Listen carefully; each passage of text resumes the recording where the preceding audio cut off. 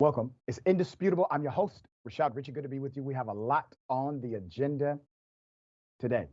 Breaking down news of the day, my contributor, none other than Farron Cousins, host of Ring of Fire, amazing analyst. Should be fascinating. Also, we have Councilman Brian E. Hawkins. The councilman was featured earlier this week on Indisputable because he stood up when a white male aggressor got in the face of a black child about CRT. It was the councilman who is also a preacher who stood up and did the right thing.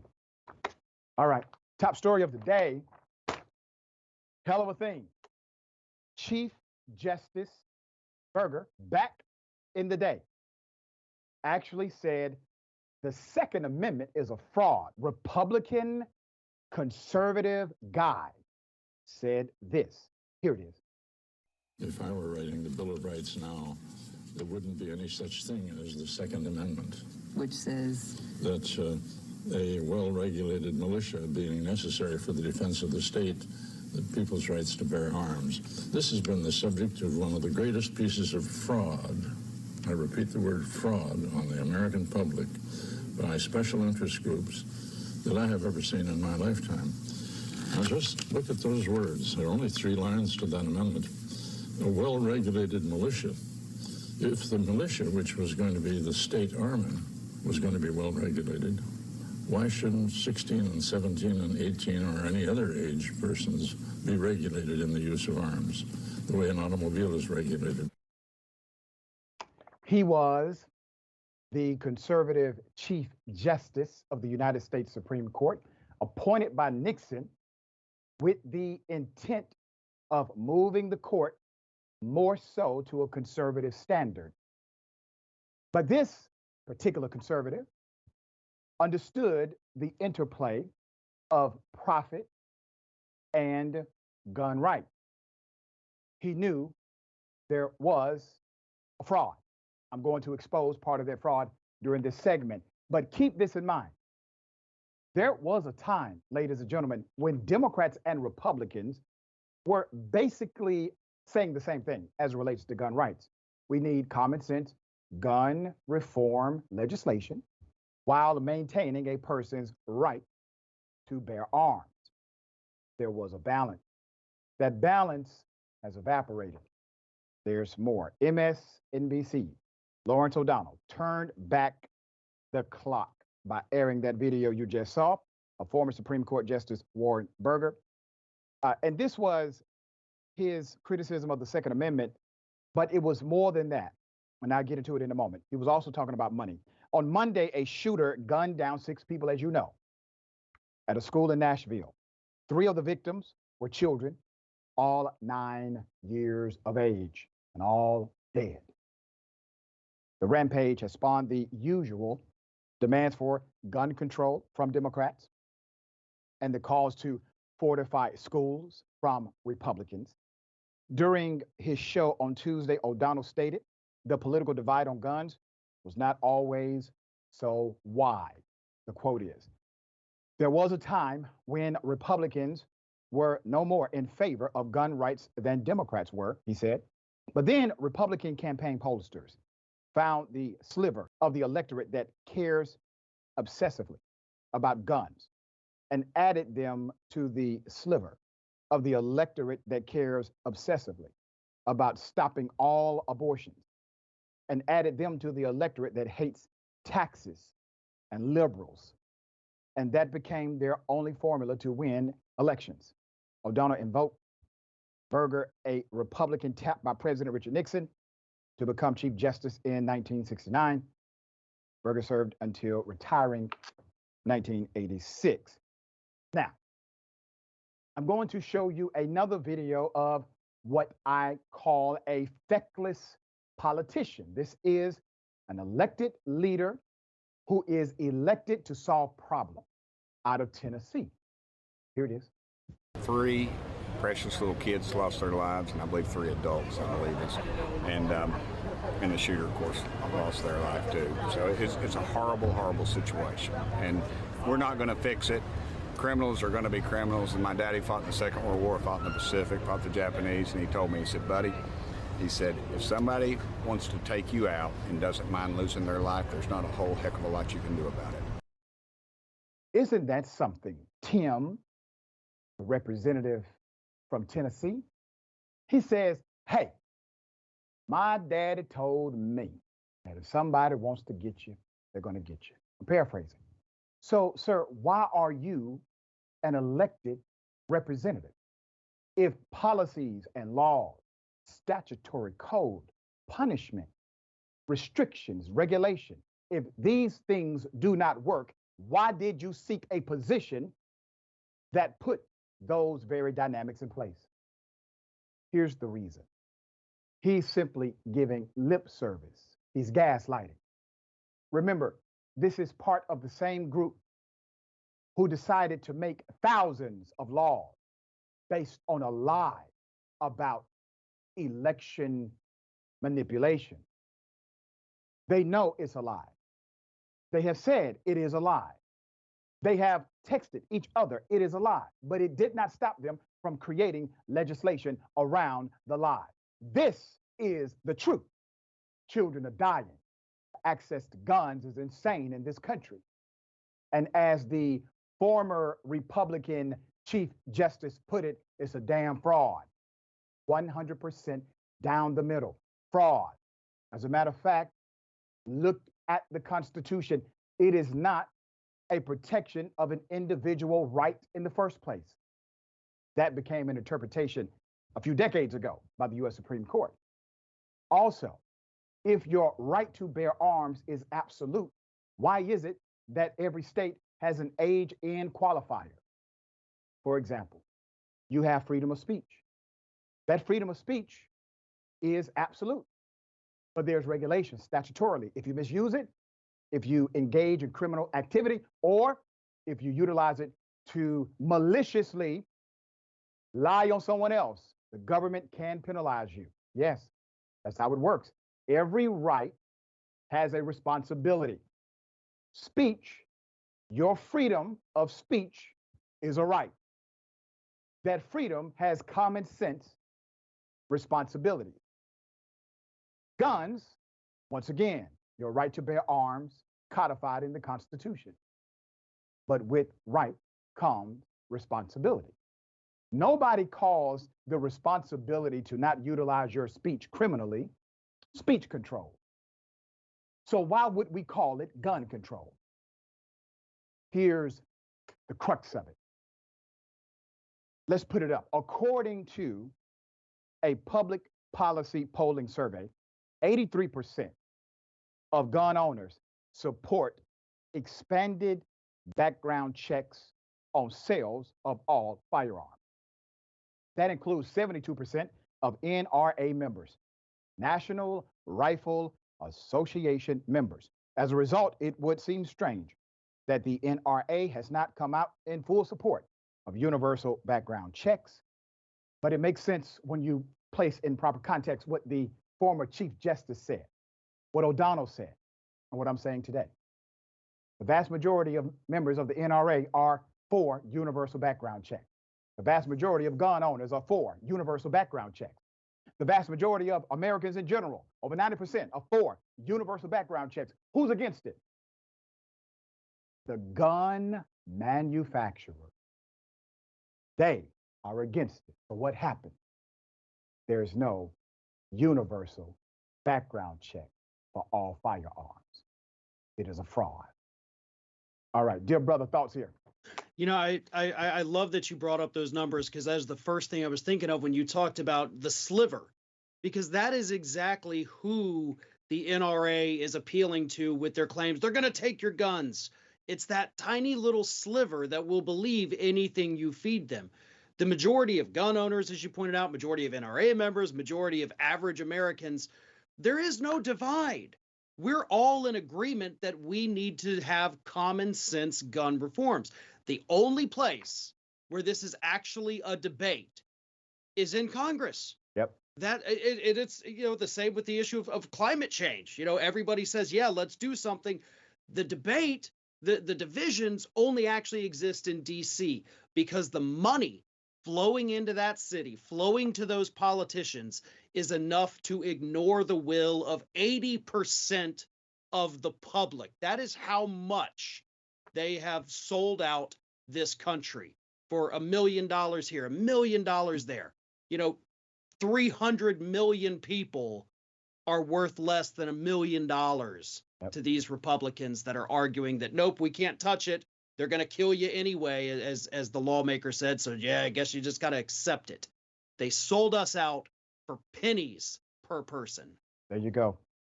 All right, we will bring updates as they develop.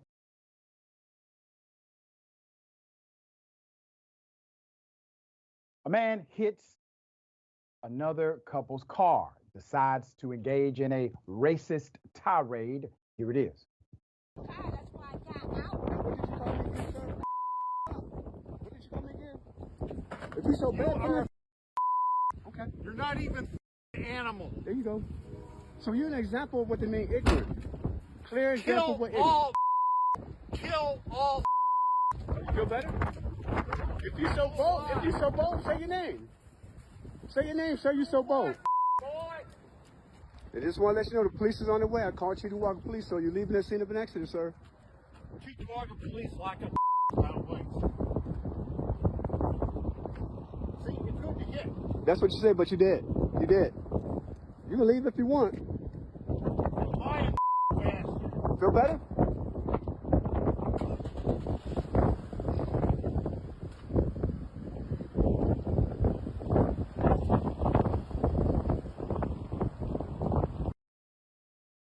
Put up the picture for mass.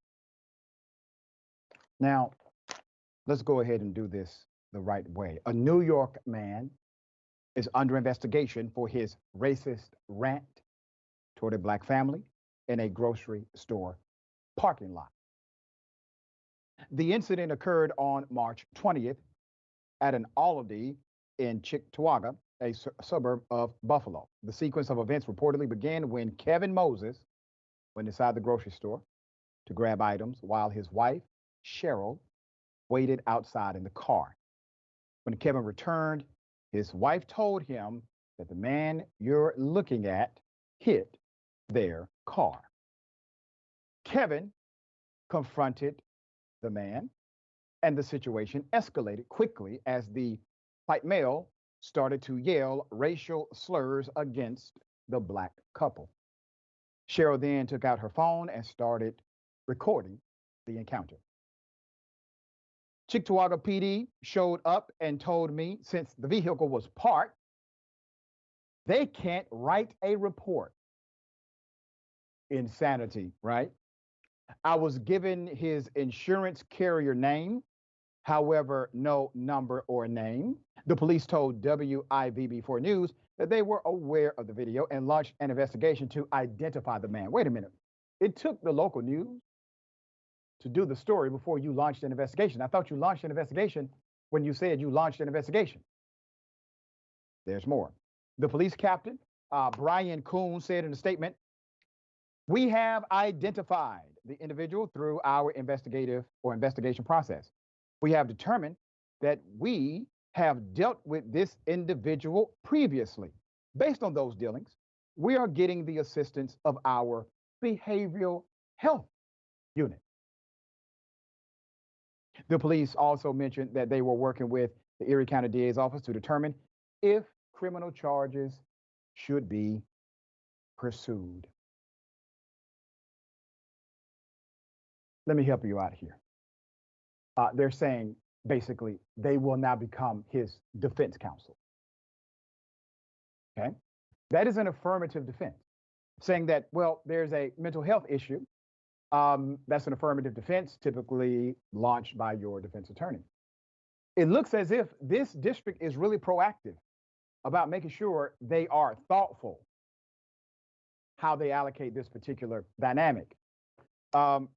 If the individual is engaged in driving, shopping, hitting someone, knowing that is wrong, fleeing the scene, utilizing his tactics to avoid being captured, In a court of law, we typically say that is evidence of a guilty conscience. You see, mental health is not the actual standard for the court. It is mental health to the degree, or a mental issue to the degree, that you are unable to understand right from wrong. It's not simply you having a mental health issue. Hell, we all have mental health issues on some level, including me. So this dynamic of he may have a mental health issue does not immune him to the reality of consequence based on the law. All right. Cousins, thoughts on this one? Yeah, leaving the scene of an accident with property damage and the cops saying we can't write a report because the car was parked. That's a new one. That is absolutely something I've never heard in any state in this country. So right off the bat, as soon as I saw that part, it's like, all right, I already don't believe anything these cops are saying. Yeah. Absolutely a farce from the start. And then for them to say, well, yeah, we've dealt with him in the past. In what capacity? You know, what has this man done previously that we need to know about? Is he a danger to other individuals? Sure seemed like it from that video. He does seem a little unhinged, but the language that he was using, the charges that he made with these people, that's a threat. That is a danger. That is a somebody that shouldn't be on the streets driving around and doing these kinds of things. So I hope they've got the behavioral health unit on this, but that also doesn't, as you said, it doesn't absolve the actual activity that took place there. Maybe it explains why he felt so emboldened to make those horrific claims in that video, but that doesn't excuse the other part of it. So we've got two separate issues here. That's right. A deeply racist man who may be dealing with some demons, but also clearly with it enough to understand that he's hit a vehicle and just left, and the cops did nothing about that. And the whole thing is absolutely sickening. And I think we all know why the cops didn't do anything about it. We are going to keep the pressure high on this particular story. We will bring you updates as they come.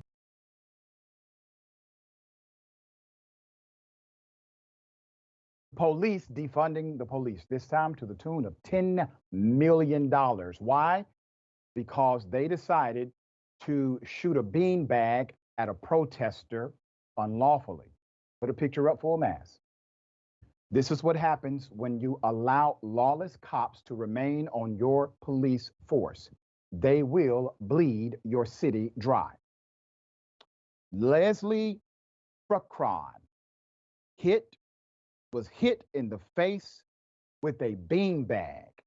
This is basically a projectile. It is shot at you. This happened May 30th, 2020.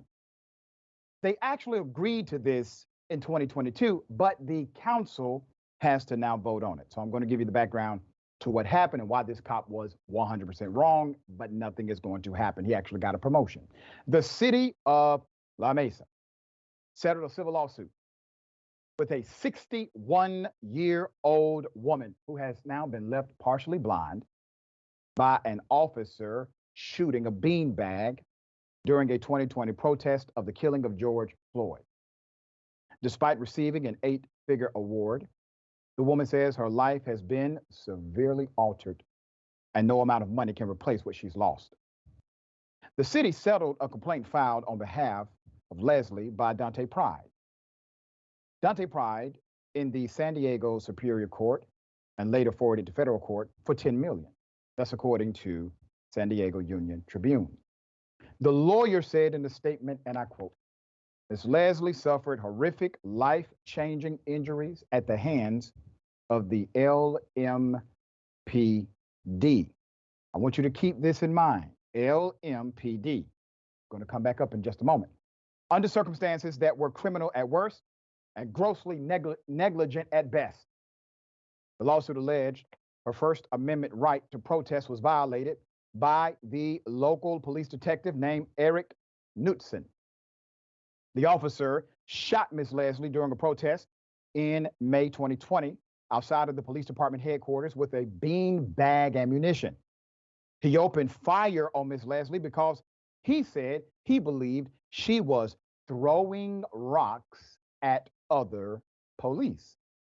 The settlement was actually reached in December 2022. However, it is scheduled to be approved by the city council next month. DA Summer Steffen, let's put her up, wrote in a letter to law enforcement the officer's actions were reasonable and categorized as self-defense. Self-defense, you say. Did we not just conclude there was nothing to defend against? How is this conclusively self-defense? Well, there's more. It goes like this. Detective Knudsen believed Miss Fruckron had thrown a rock. That's the DA talking. Now, she's sounding like a defense attorney. There's more. He was incorrect. She threw a can, but his belief was not unreasonable given the totality of circumstances the officers were dealing with over several hours of protesting and rioting, where they were subject to rocks being thrown at them continuously. She wrote before adding, there was no evidence Detective Knudsen intended to aim at her head. The police department also added the officer did not violate department policy. From an administrative standpoint, it says, it is determined that this detective reacted reasonably within California law and department policy when he discharged the less lethal shotgun in order to prevent injury to other law enforcement officers. Oh, okay. So he used the beanbag to protect police, not to protect citizens. He would have preferred to use the gun, I guess. All right. A report from the department officials said, ironically, the report shows the detective was never properly trained to shoot the firearm that he was in possession of. That's number one. Number two, the gun in question did not belong to the LMPD. Who did it belong to? It belonged to the sheriff's department.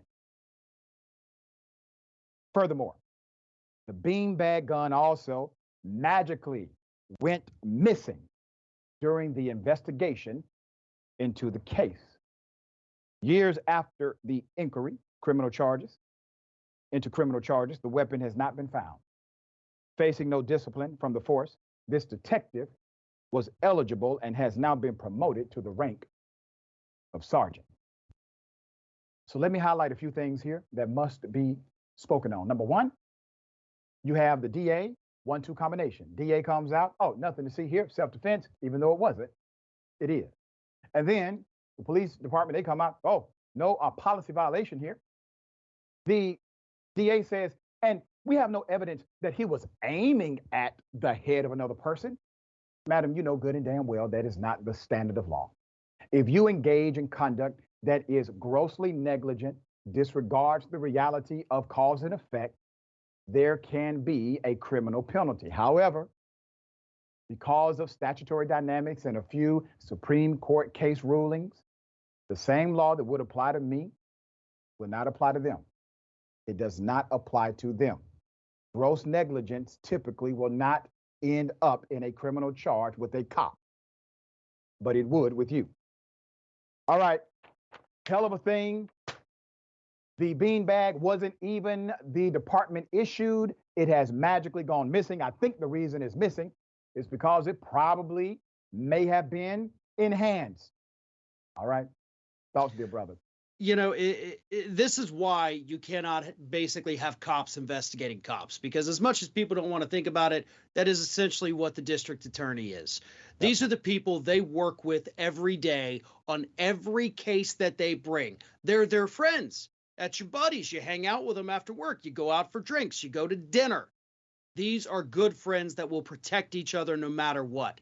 And let's look at her statements here. Like, okay, first of all, he thought she threw a rock. He believed there was a danger. We don't see that there was intent. It's assumption on assumption on assumption that you get so far out there that you're not even close to the truth. You're not even close to analyzing the situation because you're just assuming all of these magical things like, well, clearly he didn't mean to aim it at her head, even though it had to have been aimed at her head in order to hit her in the head. So you cannot make that assumption when you have the physical evidence of the beanbag hitting this woman's eye. She was 59 years old at the time. She was not a threat. And if you can't tell the difference between a rock and an empty can of Red Bull, one of the shiniest cans out there, Right. then you don't have the judgment necessary to have a weapon as a police officer. That's right. That's my thought on that. And Fair, you know, they were out there just shooting everybody. They didn't give a damn what they were doing. They were just shooting people with beanbag rounds.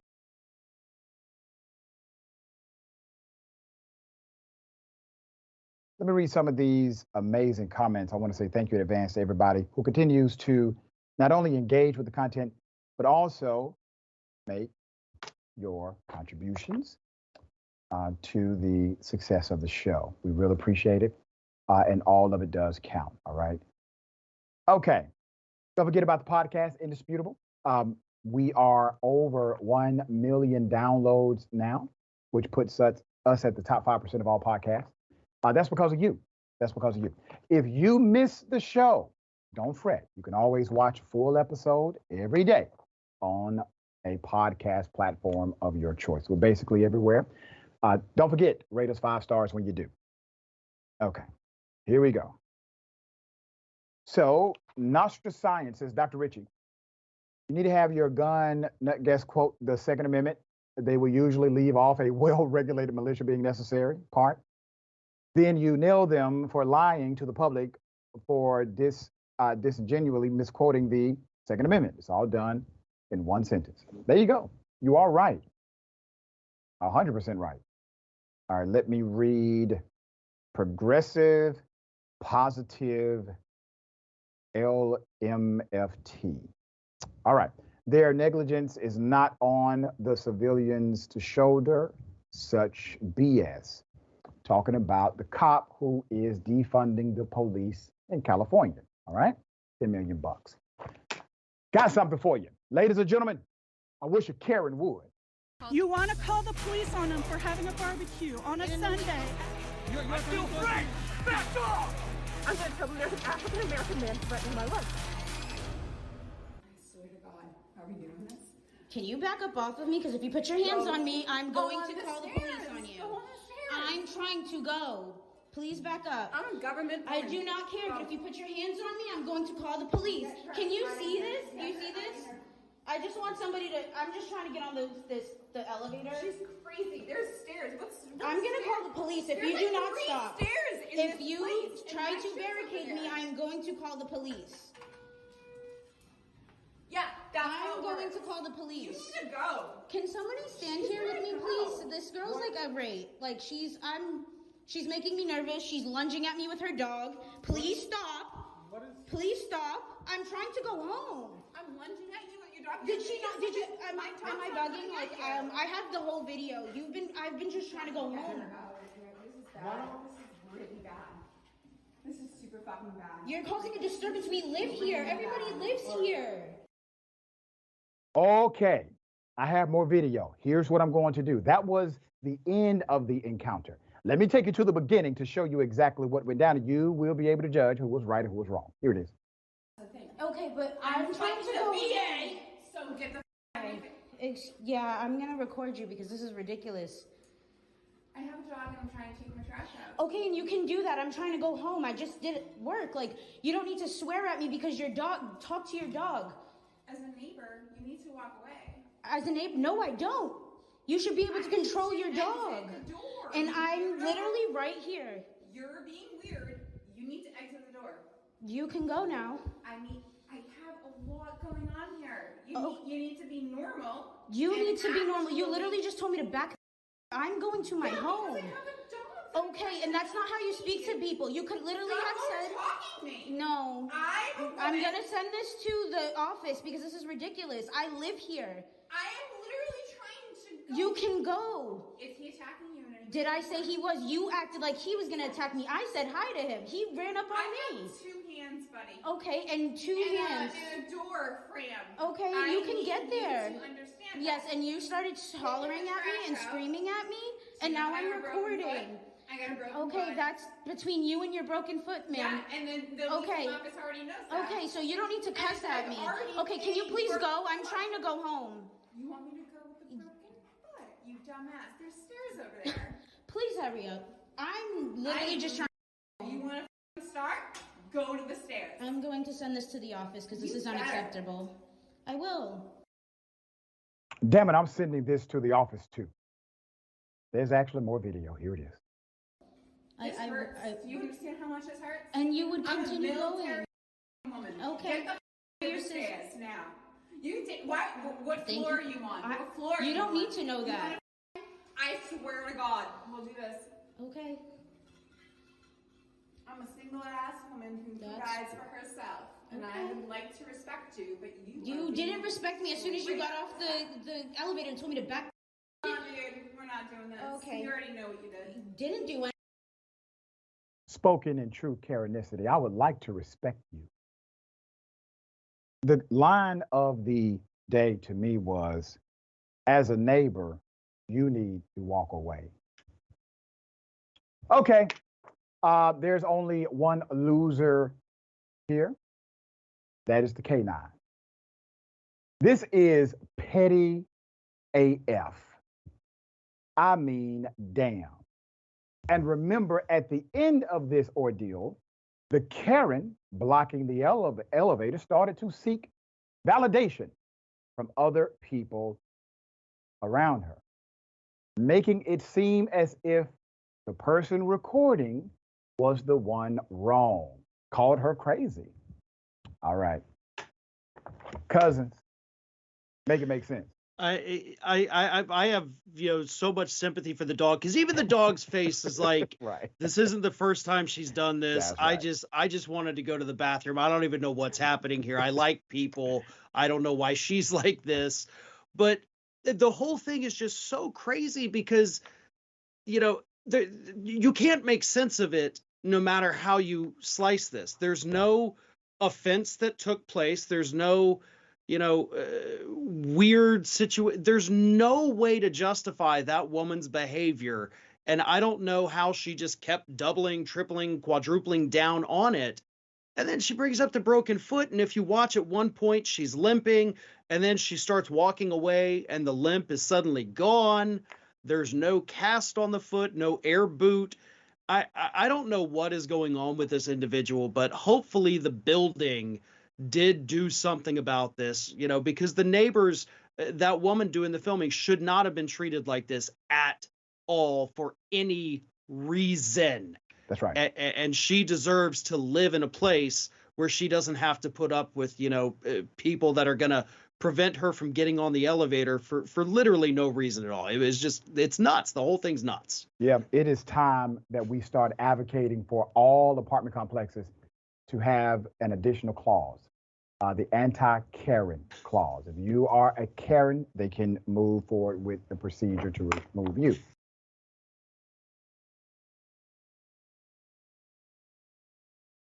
All right, hell of a thing. Louisiana employee, government worker, decided to relieve himself inside of the water supply.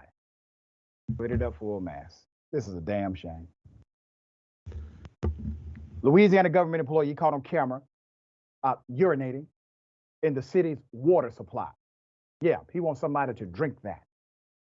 He has now been fired and is facing criminal charges. 57-year-old government employee has been arrested and charged with multiple felonies after he was allegedly caught on camera doing the do in the city's water supply on at least 2 separate occasions. There may be more. Michael Maston, an employee at a water supply treatment plant in Donaldsonville, was taken into custody last week, charged with 2 counts each of contaminating water contaminated water supplies, and criminal damage to critical infrastructure, right? You see his getaway walk right here after he engaged in the alleged criminal activity. In surveillance camera footage obtained by Baton Rouge NBC affiliate WVLA-TV, the now former city employee appears to walk out of an office located behind a large pool filled with water, surrounded by yellow guardrails with 3 control panels affixed to the front rail. A man appearing to be Maston walks toward the security camera, which is positioned to capture the control panels, water pool, and office door, and repositions it upwards so the pool is no longer visible. The man then walks over to the rail and appears to unzip his fly and urinate in the pool, looking over at the camera several times before rezipping his fly and walking back into the office. He returns from the office about 30 seconds later and places the camera back in its original position to include the pool in the shot again. Now, I want to remind everybody, not only was it not the place to do the do, he didn't wash his hands, which in my opinion should be another charge, walking around the damn office, shaking hands, nasty as hell. Let's put up the parish president, okay? And I'm sure he's like, now, damn it, Michael, this is the last thing we needed. President Clint Cointment says, well, his administration learned of the employees' alleged actions in the morning of March 22nd. Wait a minute, let me just, how do you break that news to the head of the government? Say, hey, Mr. President, you know, Michael has been urinating in our water supply for probably a long time. Okay. They learned about it on March 22nd, immediately opened an investigation according to the narrative. When the claims were shown to be credible, Maston, at around 2:45 p.m., was terminated from his tenured position. He had a tenured position with the city. Sheriff's deputies took him into custody less than 2 hours after he was fired. Records show. The parish head reportedly told WVLA that multiple tests and samples have confirmed that the incident, while crude, did not compromise the safety of the city's drinking water, which still meets all requisite standards. Dear sir, I now have to question your standard. If you're telling me that a man can literally relieve himself in your drinking water and it still meets the standards of the government, I now question the standards. There's more. Following his arrest, Maston refused to tell APSO investigators why he allegedly relieved himself in the water, particularly when there was a bathroom located nearby on the same floor, according to a report from the Advocate. The report further states that officials went through surveillance footage and found Maston had urinated in the pool at least one other time in the last 30 days, which is as far back as the plant's video archives go. Hey, this is just a hunch here, but I think if you go beyond 30 days, you're going to find that he was doing it then too. What would make a person do something like this? This is insane, extreme, depraved. I don't know. He is not talking, at least not yet. Okay, Cousins, thoughts here.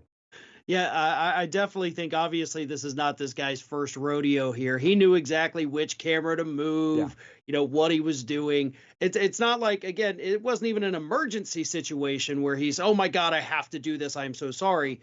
He moved the cameras. The bathroom is right down the hall from him. So yeah, this kind of strikes me as the kind of behavior that he may have done it once just on a, you know, get the thrill of it, and then probably kept doing it, right? There's most likely a pattern to this kind of behavior. So we've got to figure out, obviously, what sparked it to begin with, what put him on this path to peeing in the water. Is it, some vendetta against the city? Does it make him feel powerful that, haha, everybody is now drinking my urine? It's something. And hopefully they can get to the bottom of this. But at the same time, they got to do a better job of screening who is working there and who you're giving tenure to. I mean, My God, this guy thought he was untouchable, and he's doing these unspeakable things. So maybe rethink the whole tenure system, because that just seems very weird to me. It's not something that I've heard of. So definitely some problems with the whole way they're doing business, I guess. Yeah, 3 words for the government: boil water advisory. All right. We got more on the other side. It's indisputable. Stick and stay.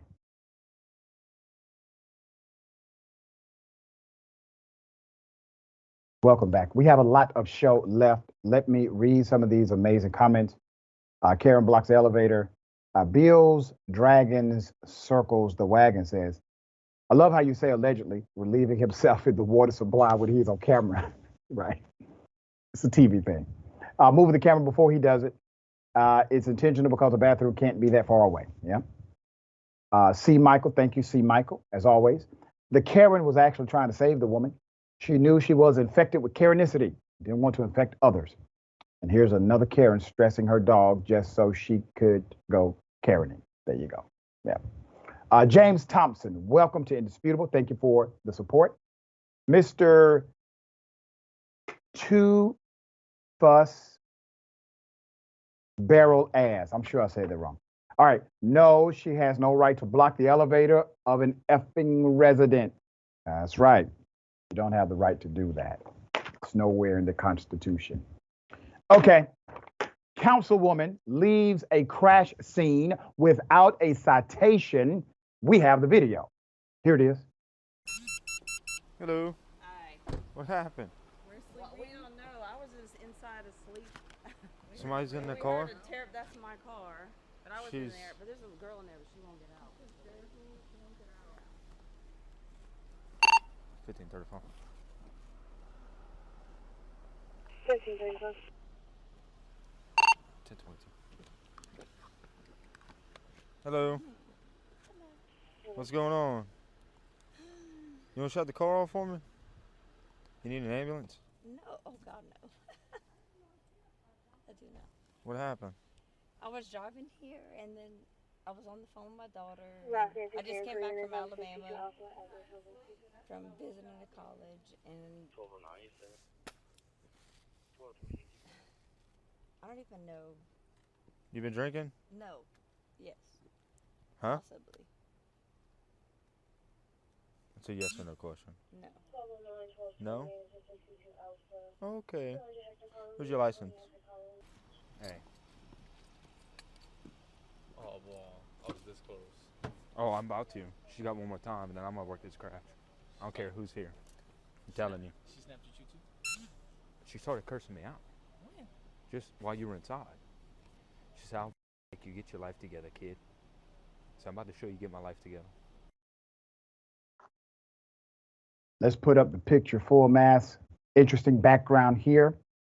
The why is compelling. You're looking at the body cam footage recently released showing the Youngsville Police Department responding to a crash involving a local city council member, Kayla Menard Rowe. This was back in November when it happened. While staying the night over a friend's Sugar Mill Pond home in Youngsville, Louisiana, Sherry Goodry was awoken by a deafening crash and loud lights. She called 911 after multiple unsuccessful attempts of speaking to the woman who had crashed into her SUV. Youngsville officers arrived quickly to the scene of the crash, and Goodry told an officer that the woman in the vehicle refused to get out or speak with her. The woman also did not cooperate with officers. Moments later, Youngsville Police Chief Rickey Bordeaux arrived on the scene. Now, why is Rickey coming?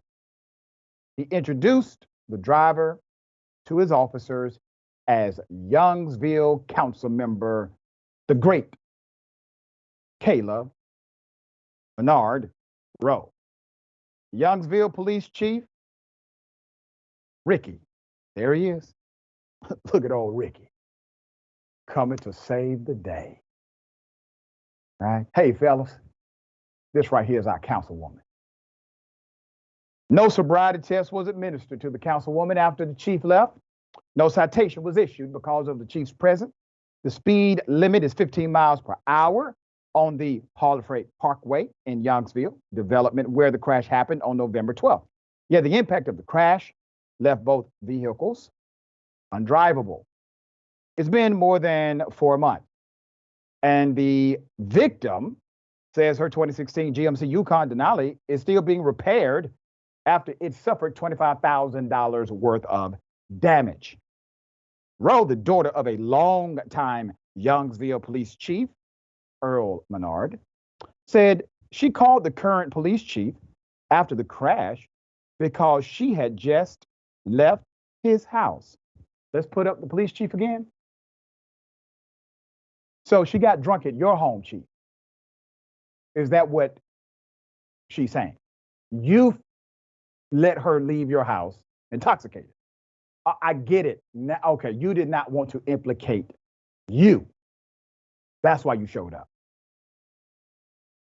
All right. It isn't clear why the councilwoman was at the police chief's home. It may not be clear to some. Or how long she was at the police chief's home. Berto said the councilwoman dropped by to pick up something, but declined to disclose specifically what she picked up. A fifth. He said she did not drink or use drugs at his home. Wait a minute, chief. We didn't ask about any drugs here, sir. I mean, why are you talking about drugs? Youngsville Police Department has no written policy for conducting sobriety tests or issuing citations at the scene of crashes, according to the police chief. I'm not a big proponent of writing somebody a citation when it's clearly an accident. I mean, this police chief is just a regular good guy, right? No policy. He don't write tickets. People come to his house late at night, don't know what they picked up, but he knows it wasn't dope. He says, I'm not a big proponent of writing somebody a citation when it is clearly an accident.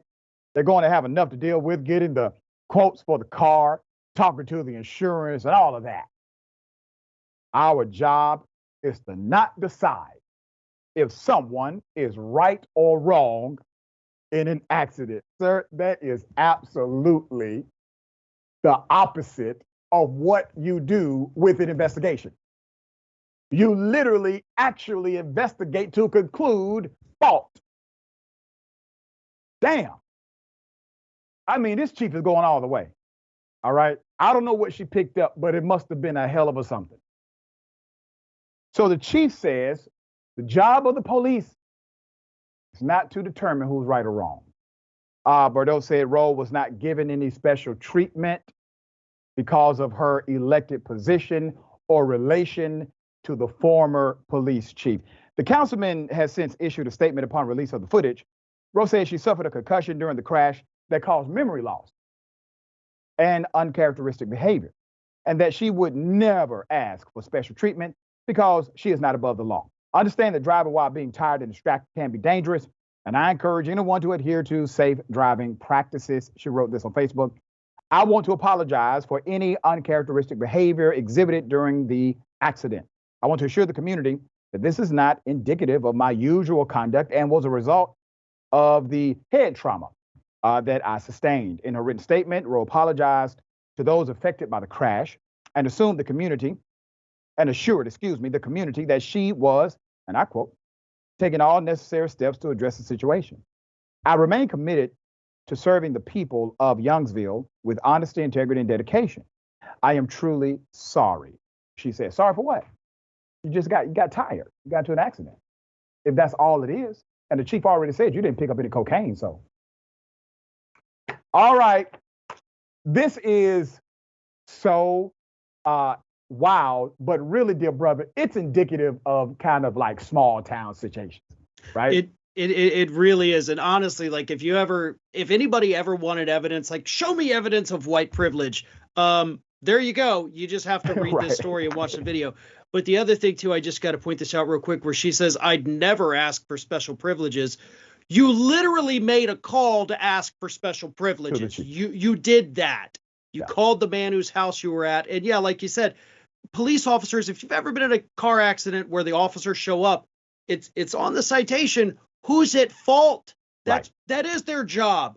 Just, this is good old boy, small town, Southern politics at its finest, and it's disgusting. Right. I mean, the chief was like, citations. All right, we got more on the other side. It's indisputable. Stick and stay.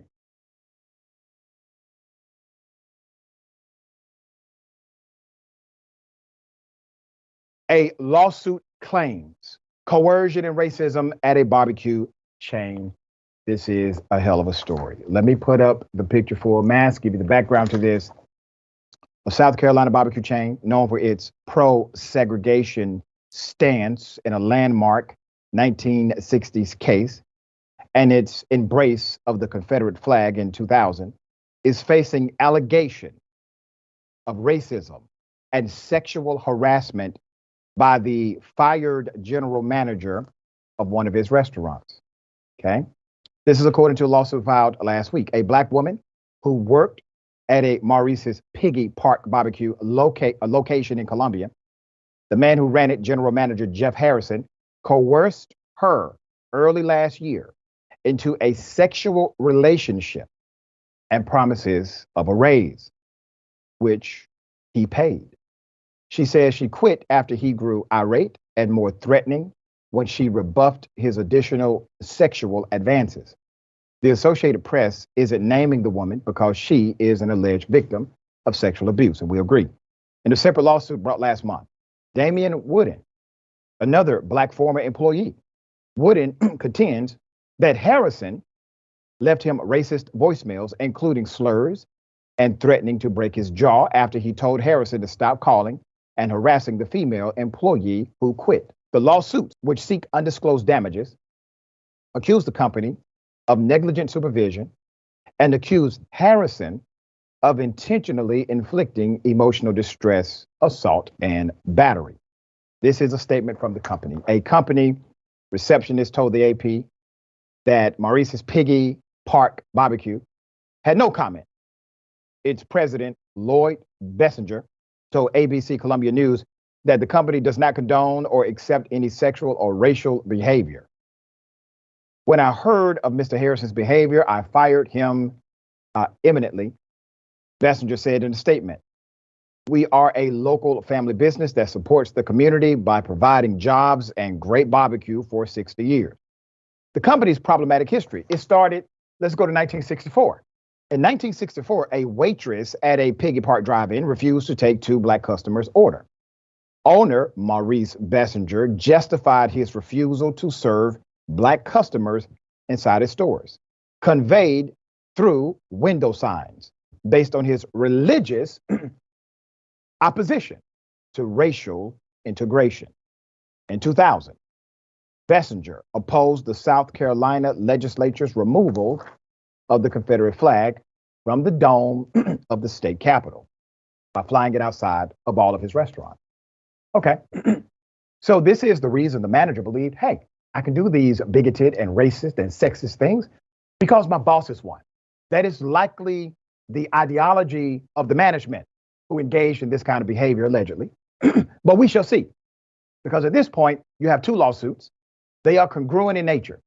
You may have more, especially if this individual was involved in managing others. You may have many more lawsuits. As far as I'm concerned, the response from this particular agency, wholly inappropriate, does not speak to the issue at hand and does not address the culture that we understand historically exists. All right, Jackson, thoughts here?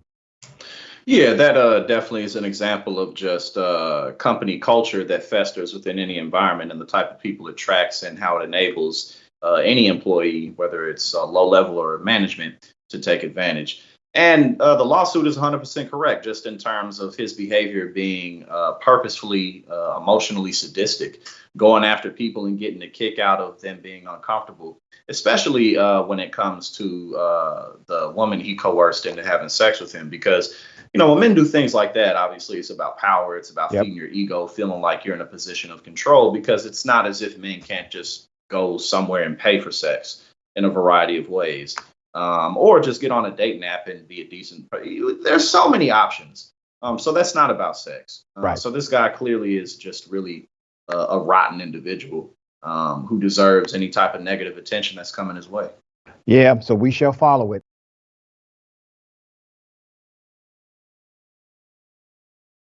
All right, welcome back. We have an indisputable exclusive. A woman arrested after attempting to simply bring back an item. We have the video and we have the background. We first go to the video. Here it is. I just want to get out of here. I'm going to pick it up later. Oh, this your phone? Yeah. Oh, okay. Your friend told the state's attorney you getting information? No, well, she said that, yes. Just so you know, because the crime was committed. Crime? Whether you said it was or wasn't, you can record it. That's fine. Stop. I'm about to explain it to you. Yeah. The girl stated she was threatened. Ma'am, I'm explaining it to you. You want to know? The girl stated she was threatened. Okay? Who said Stop. she was threatened? Listen to me. The lady stated she was threatened. I've explained it to you. We're trying to do an incident report. We need your information for the report. If you refuse, it's called RDO, resist, delay, and obstruct. You're delaying our instructions. Therefore, we will lock you up and charge you on. Let me call the state's attorney. Let me get back on the phone again. So, what do you want to do? We need a few minutes to talk to the state's attorney. No, record me, record it, because they're going to arrest me. So record it. Y'all can back up too close, Mr. Can you back up? I did not say take me to jail. What I said was you don't have a right to take me to jail because I didn't do anything. She threatened me, and what I'm asking you to do is check the cameras. That's all you have to do. I said the same thing to the man. And I've explained it to you. We tried to get everybody's information for the report, so everybody know what's going on. So you're arresting me because I didn't give you my information because for you a report? refused to help us with the report because a crime occurred here. A crime happened. Listen, a threat is a crime. You threatened me right now, so I'm not threatening you. You get your hand. So you threatened me just now, so we need a report on you. This guy arrested the guy. Arrest the guy from right now. Do me a favor. You got a warrant. Arrest the guy from right now. Do me a favor. Film them. Yeah, I got a film already. So arrest this guy right now for threatening me. What's your officer's name, sir? It's Officer Norton. Arrest this guy. I have the rest of the story. Put up the picture of the woman who was in the center of this debacle at Walmart. A woman who purchased a television at Walmart broke in the parking lot. The television broke in the parking lot. This was on March 15th in North Carolina. She attempted to return the TV, but an employee threatened her, according to her allegation. When the woman complained to police about the threat, she was arrested after what she and bystanders say was a racially motivated police call. Her name is Latina Jockey T is the pronunciation. She's 54 years of age. Miss Latina had just made about $700 in purchases from the store. Okay, that's the receipt. She loaded the new TV in the car, but the $350 TV cracked when she loaded it. A Walmart employee told her, it's on the property, you can exchange it. When she returned to the electronics department, another employee said she could fast track the returns line to make the exchange. Here's the parking lot she said she had just returned from, right? Miss Latina brought both TVs to the returns department, but confusion ensued. The employees asked her to go back to the cashier's line and wouldn't open up another register. Latina says she had been in the store over 2 hours at that point. She wanted to go. When she explained the other employee's instruction that she could quickly exchange the TVs, she said another employee threatened to, quote, beat her. She said, the quote was, beat your ass. She definitely threatened me, but when the police came, I had no intention of trying to get the employee arrested. I was ready to go home. I was frustrated. I didn't open up or say anything crazy. The Walmart employees did call the police for a disturbance, according to the incident report. Latina says other employees and the manager rushed the woman who threatened her to the back. But when police came, they escalated the situation. After Miss Latina described the threat by the employee, a bystander who witnessed the situation said he had seen a lot of things in his life, but that, quote, took the cake. A former federal law enforcement officer of 26 years, Brad Ray, told Indisputable Latina's rights were completely ignored by the police. This is a quote from Brad Ray. Me being a citizen of this country and a black man, I stood back and watched. That's what police normally do when they don't have anything. Throw something against the wall and they see if it sticks. We're tired. This kind of thing's been going on too long. Lumberton police arrested Miss Latina for obstruction when she did not turn over her ID. But she did, however, give her name. North Carolina is not a stop and identify state. So unless the police suspected another crime, she says she did not have to produce her ID. Latina was only charged with a misdemeanor, resisting, obstructing a police officer in the Lumberton police report. We have it there. Ray said a woman at the Walmart subway commented to him the incident was the wildest scene she had witnessed in a Walmart, saying, and I quote, "This kind of thing only happens to a black customer." Ray also said he would testify on Latina's behalf if she goes to trial. So far, Latina said she would not take a deal or probation and intended to fight the charge until the end. Her next court date is April 12th. Let's put up the captain. Captain Parker of the Lumberton Police would not comment because it was, and I quote, an ongoing investigation.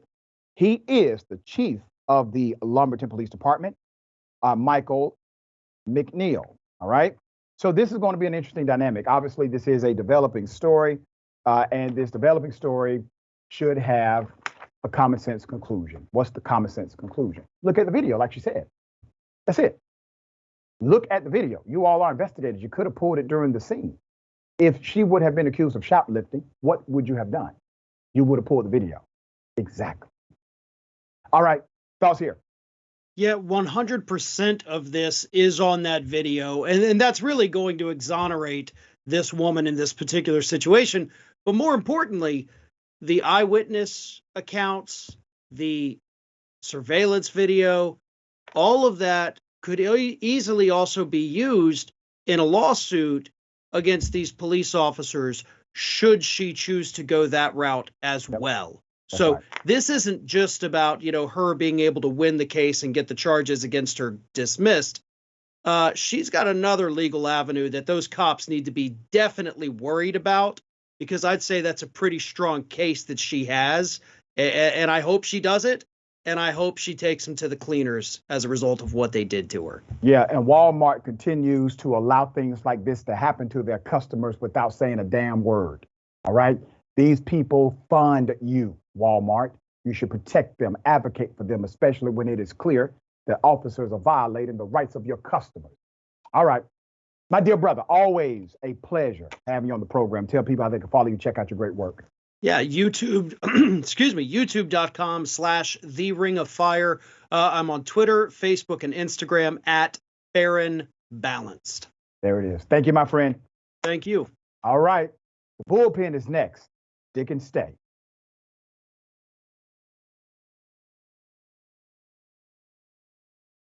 All right. Let's get it. Ladies and gentlemen, welcome to the bullpen.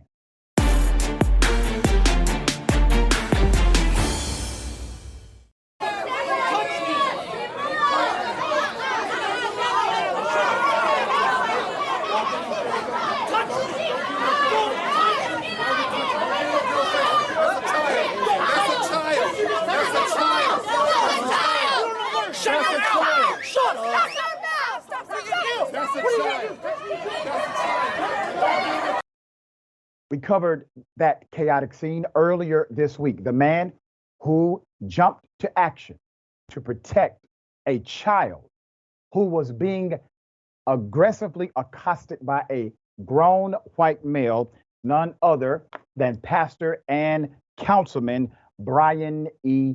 Hawkins.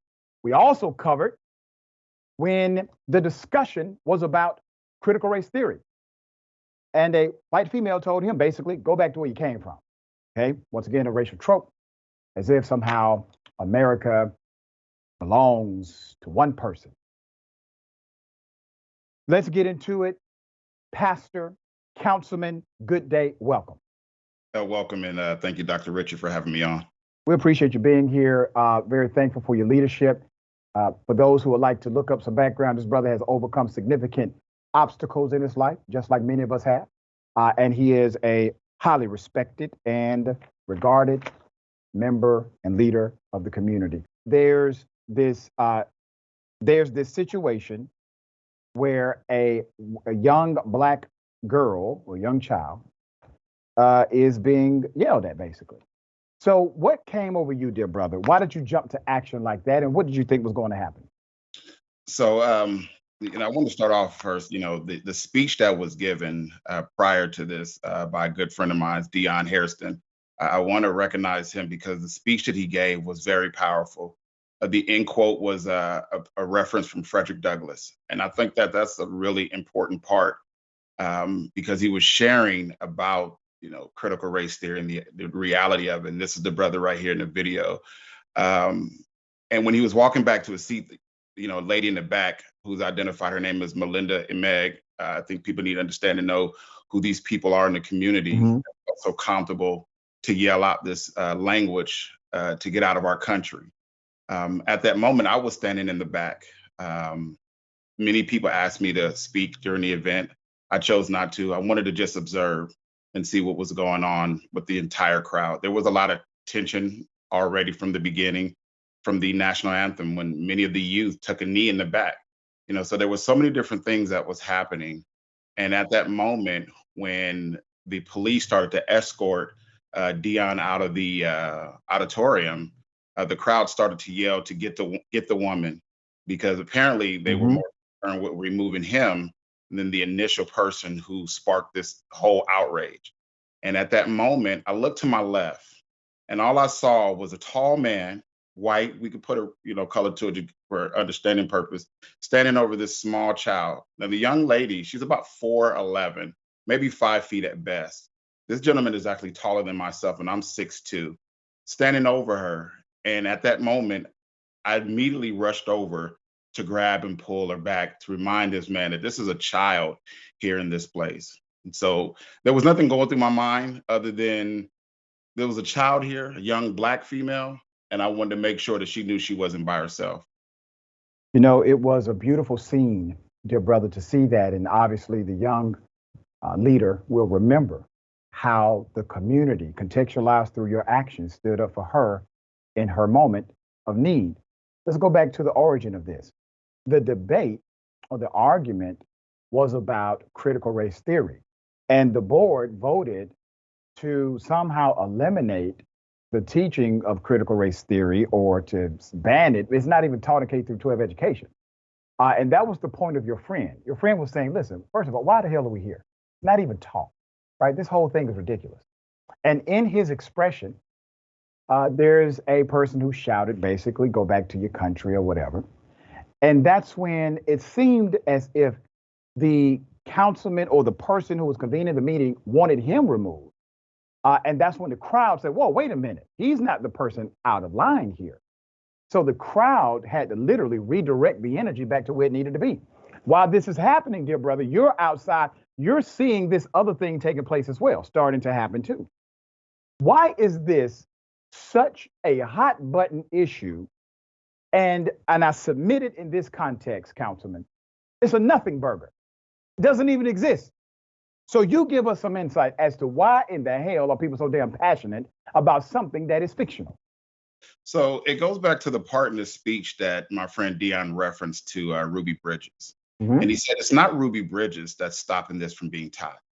It's the grandparents that their children would see these videos and these images and ask, where were you at during the time of Ruby Bridges? And this is where some of the shame and the guilt is coming from. There were other elected officials that was asking that the young lady not be removed. I'm talking about the lady who yelled this language out. And they need to be, put out there. Jessica Alexander from Temecula City Council, Kenneth Perdue from Marietta Unified School District. This is becoming, it's kind of like they're creating this blueprint to take over the schools and push this narrative. I watched a documentary, Eyes on the Prize, and I heard some of the same language. Don't bring this communism into our school when they were segregating. Well, what were they talking about? They were talking about bringing Black. So this whole language of critical race theory said, hey, don't bring this, language, don't bring these Blacks into our schools. This is what's starting to happen. And it's not everyone in the city of Temecula. This is an organization that is pushing this. The gentleman who was in front of the young lady, I come to understand, and it was interesting because I was watching your earlier interview about the guy who was urinating in the water dispensary at the water district. Well, this guy who's identified as Troy Childs worked for the Metropolitan Water District of the Southern California. He works in the water district. So now I'm really concerned. I've gotten tons of calls from people who work with him that's talked about he's a bigot at work, that he racist at work. So this is not just someone who just decided to have this moment. I'm hearing that this is his character away from this moment. If you go back and watch the beginning of the film, he literally jumps up and starts yelling at the children before he goes back there. And so, people say, hey, why are you putting this guy out there? The young lady stepped in front of him. She was protecting her friend. He was yelling at her friend. She's more of the hero in this story than any. I'll just happen to be there. The young lady who stood in front of this gentleman is the real hero. Dion Hairston, who made that speech, those are the real heroes. The parents who are fighting, there's a young lady named Genesis. She's been attacked so much because she's been standing up against critical race theory. These are kids who are in school. These aren't adults. These are children taking on real issues that I want to make sure, as we say in Breonna Taylor, to say their name. That's right. The people of San Jacinto are lucky to have you as a representative for them. What I would like to ask you now is this, because you hit nail on the head. It's a blueprint, dear brother. It is a blueprint. And that blueprint is to tell the future problem solvers of America that there is no problem to solve. And that is why they are attempting to eradicate fact and truth in educational standards. What do you see is our obligation as members of the community, leaders, forward-thinking individuals? We see what's happening. What should we do? This is the time to really get involved. Sitting back, being silent, being quiet, those days is over. We've watched the documentaries. We saw Bloody Sunday. We saw Edmund Pettus. Yep. This is our 65. This is, what we always constantly say, if we're not learning from history, we're doomed to repeating it. We know that history has been inaccurate the way we've been taught. And so now what these children are asking for is teach accurate history so we can learn from it. And I'm calling for those, regardless of your race, regardless of your ethnicity, regardless of, your background. This is a moment of action. Run for office, get involved. Don't just sit back, make sure you allow your voice, as I like to say in Horton Hears a Who, let them know that we are here. And this is a call. This blank piece of paper, this resolution that literally does nothing has cost the city of Temecula, the school, over $80,000. Wow. $80,000. We're not even, think about that. For a document that can't do anything, to stop a teaching that's not happening, people protesting against a speech of a famous, leader, Frederick Douglass, and to argue that racism doesn't exist while you're hearing a woman yell these language, get out of our country. Like, what country do we have to go through? Where are we supposed to go? That's what that reminds me of, And so, this is really a call of action, and I'm glad that I'm on here to share this message, and hopefully it doesn't die down, because of the 2024 election. This is just a foreshadow of what's the things to come. That's right. I'm glad that you are on the front lines fighting, dear brother. You have an open opportunity to come here anytime. We appreciate your leadership. Thank you for joining us today. Thank you. All right. Remember, take care of yourself, take care of each other, take care of the planet. Remember, the truth is always indisputable.